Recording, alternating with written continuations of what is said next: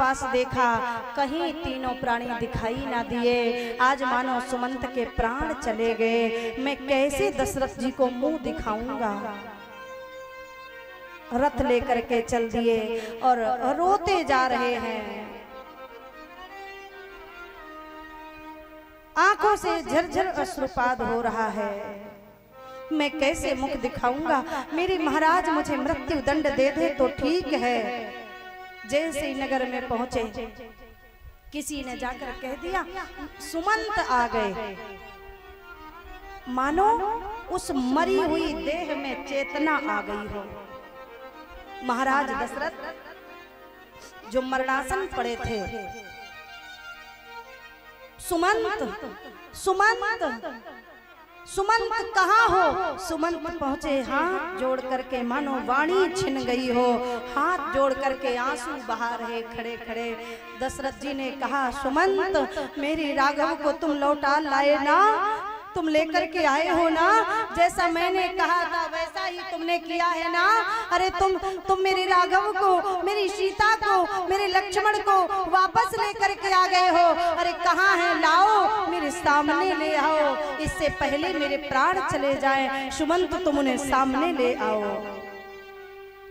सुमंत हाथ जोड़ करके बोले प्रभु, आज तक मैंने आपकी आज्ञा का उल्लंघन नहीं किया, लेकिन आज पहली बार मैंने आपकी आज्ञा का उल्लंघन किया है। मुझे मृत्यु दंड दे दो प्रभु, मुझे मृत्यु दंड दे दो।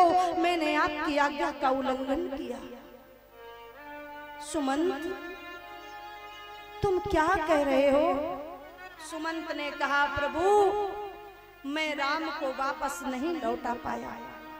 आपको मालूम है ना कि आपका राम इतना बड़ा धर्मात्मा है, वो प्राणों को त्याग देगा लेकिन वो लौट कर नहीं आएगा। वो नहीं आया।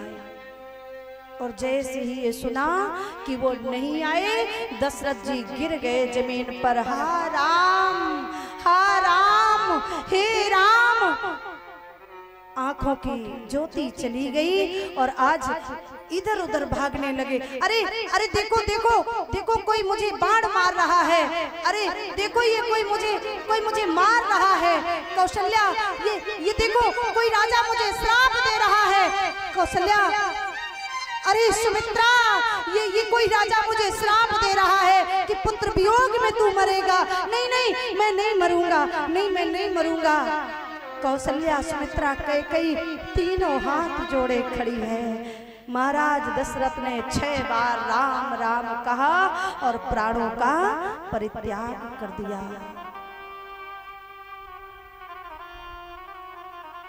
आज राम राम कह करके दशरथ जी ने प्राणों का त्याग किया। और जैसे ही कौशल्या ने देखा कि आज महाराज दशरथ कुछ बोल नहीं रहे, जाकर के पास में देखा, स्वामी स्वामी महाराज। और जब महाराज कुछ नहीं बोले तो आज आप समझ सकते हैं उन तीनों देवियों की दशा। तीनों कौशल्या, सुमित्रा, कैकेयी श्रीहीन हो गई, रो पड़ी। पत्र भेजा गया है, भरत जी, शत्रुघ्न जी ननिहाल में है। ननिहाल में पत्र गया, दूत गया लेकर के।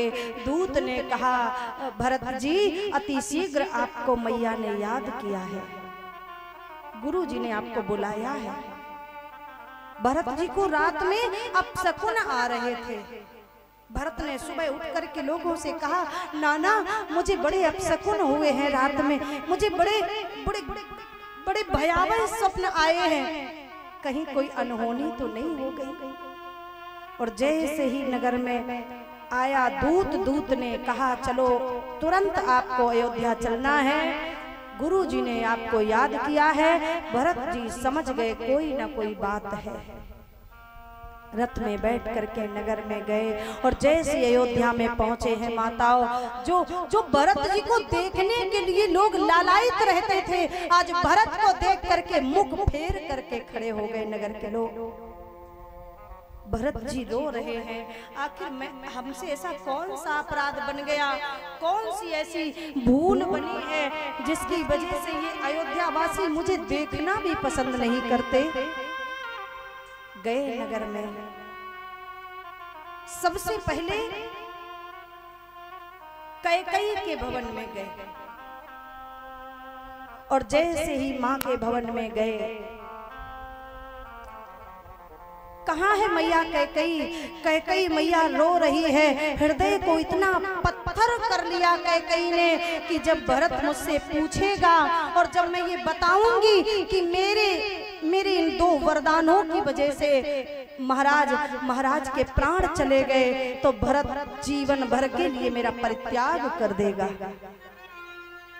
कौन ऐसी माँ होगी जो इतने दुख को अपने अंदर छुपा पाएगी? भरत जी आए, माँ ये अयोध्यावासी मुझे देखकर मुख फेर कर क्यों खड़े हो गए? जो अयोध्यावासी मुझे देख करके प्रसन्न होते थे, मैया नगर में सब कुशल तो है, पिताजी कहीं दिखाई नहीं देते, भैया राम भी दिखाई नहीं देते। कैकेयी ने हृदय पर पत्थर रख करके, कठोर हृदय को करके और आज भरत जी का सामना किया। भरत जी से कहती, लाला सब कुशल है, पर बेटा देख ये सारी नगरी सजाई गई है, तेरे पिता ने राम को राजा बनाने के लिए संकल्प लिया था, पर मेरे 2 वर उनके पास रखे हुए थे, वो दोनों वर मैंने मांग लिए। एक वर में राम की जगह भरत को राजा और दूसरे में राम को 14 वर्ष का वनवास। भरत जी गिर गए घुटनों के बल। माँ तुझे तो माँ कहने में भी शर्म आती है, तू माँ नहीं हो सकती, तू माँ नहीं हो सकती, तूने राम और भरत में फर्क समझा है, तू माँ नहीं हो सकती, तू कलंकिनी है। तू ये बता मेरा पिता कहाँ है, मेरे पिताश्री कहाँ है? मैं पिताजी से मिलने जाऊंगा, मैं पिता को समझाऊंगा और पिता से कह करके मैं भैया राम को वापस लेकर आऊंगा।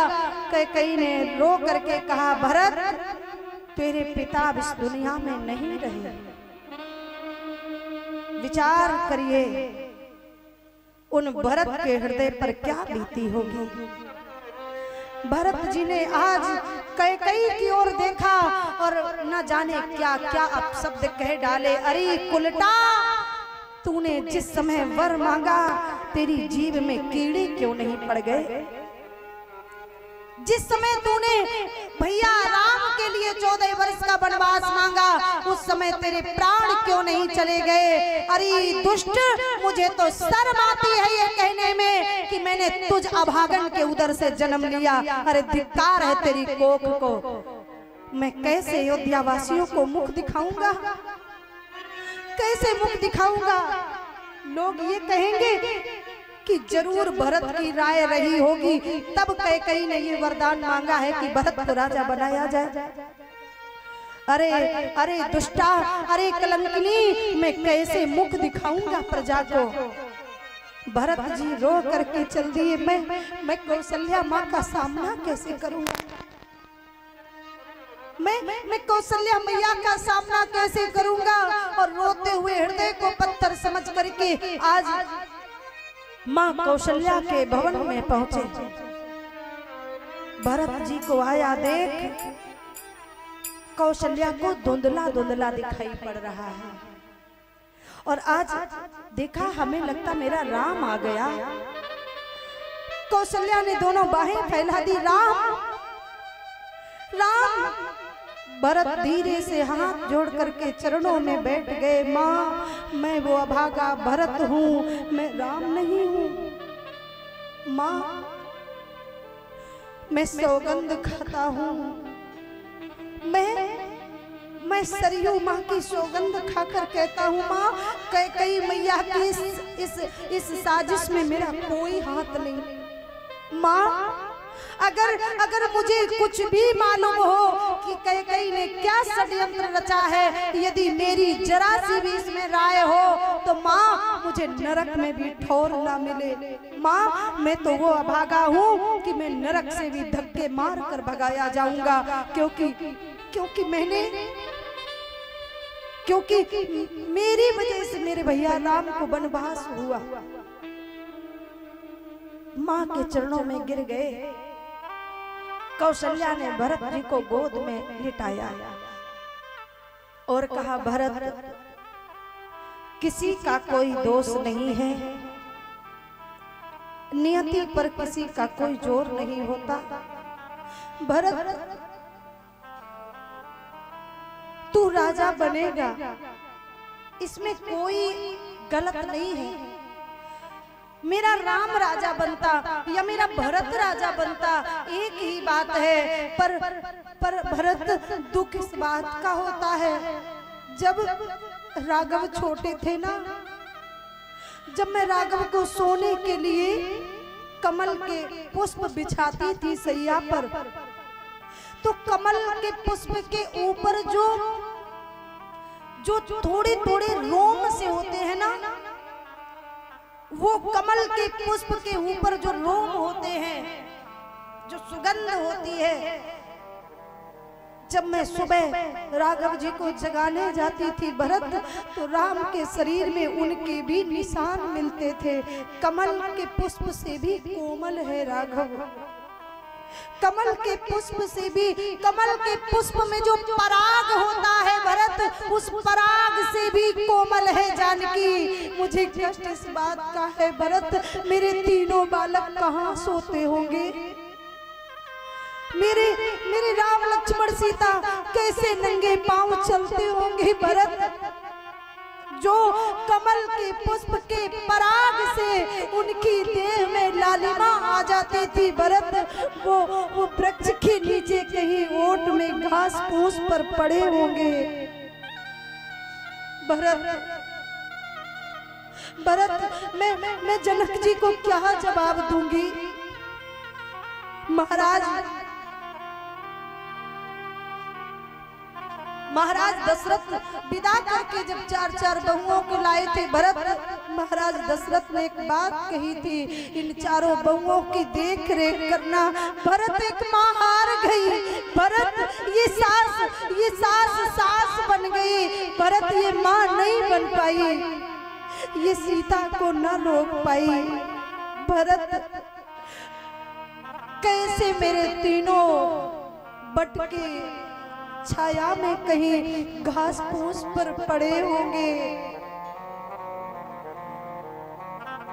भरत ने हाथ जोड़ करके कहा, माँ तेरा भरत तुझे वचन देता है कि तेरा भरत उन तीनों को वापस लेकर आएगा। अगर मेरे राघव नहीं आए माँ, तो ये भरत स्वयं उनकी जगह चला जाएगा, राघव को वापस लेकर आएगा। माँ तू चिंता मत कर, पिताजी कहाँ हैं। कौशल्या भरत को लेकर गई। शत्रुघ्न को मालूम पड़ा कि ये सब किया कराया मंथरा का है, तो आज हाथ में डंडा लेकर के मंथरा को बहुत मारा है शत्रुघ्न जी ने। भरत जी ने देखा तो छुड़ा लिया। अरे रुको, इसे क्या मारोगे भरत, दूसरे को क्या दोष दोगे। जब खुद का व्यक्ति गलत करे तो दूसरों को क्या दोष दोगे। और कैकेयी की ओर हाथ उठा करके कहा, जब ये उल्टा को तरस ना आया तो ये मंथरा का दोष क्या है। भैया इस घर में अब हमारा तुम्हारा कोई स्थान नहीं। भरत जी ने कह दिया। कैकेयी कहती, भरत पुत्र सुनो तो सही, भरत सुनो तो सही। भरत ने कहा, ए दुष्टा, आज के बाद जीवन में कभी तू अपना मुझे मुख मत दिखाना।